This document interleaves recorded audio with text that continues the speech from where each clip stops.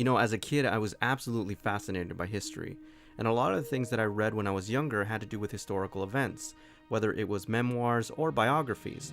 Most importantly though, I had a real fascination for the Vietnam War.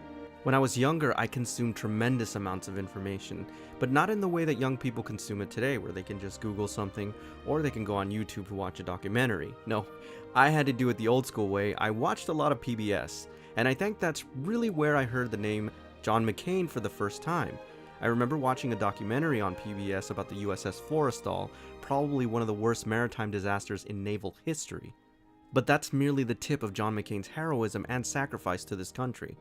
Later that year in October, while on a bombing run over the skies of Vietnam, he was shot down by North Vietnamese air defenses, ultimately being captured and taken to the infamous Hanoi Hilton, where he became a prisoner of war for 5 years. Despite 5 torturous years at the hands of his captors, John McCain still refused to go home early unless all of his men can go home with him.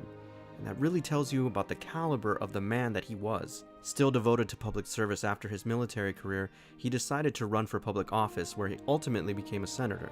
I think most people remember him as a presidential candidate running against Barack Obama in 2008, and even though he lost that bid for the presidency, he did recognize the significance of the moment and acted accordingly, conceding the victory to then President-elect Barack Obama with grace and class.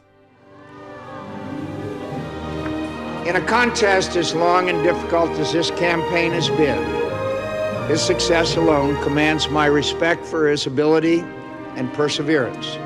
This is an historic election, and I recognize the special significance it has for African Americans and for the special pride that must be theirs tonight. I've always believed that America offers opportunities to all who have the industry and will to seize it. Senator Obama believes that too. But we both recognize that though we have come a long way from the old injustices that once stained our nation's reputation and denied some Americans the full blessings of American citizenship, the memory of them still had the power to wound. One of the most remarkable things about John McCain is that he always put country first, even if it was against his own party. Even with his ailing health, John McCain still had the strength and conviction to vote his conscience in a very controversial healthcare bill that would affect millions. He did so even in the face of incredible opposition from his own party and garnered the ire of the current president. Get the attention of the Senate clerk, pauses for just a moment, and gives a dramatic thumbs down. An audible gasp on the Senate. And of course, who can forget this elegant moment from the 2008 presidential campaign, which many believe cost him the race.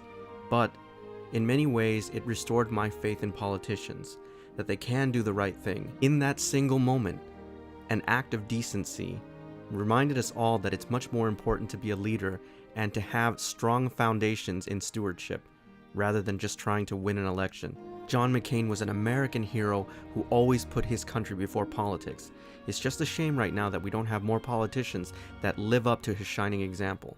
He's an Arab. He is not. No? No, ma'am.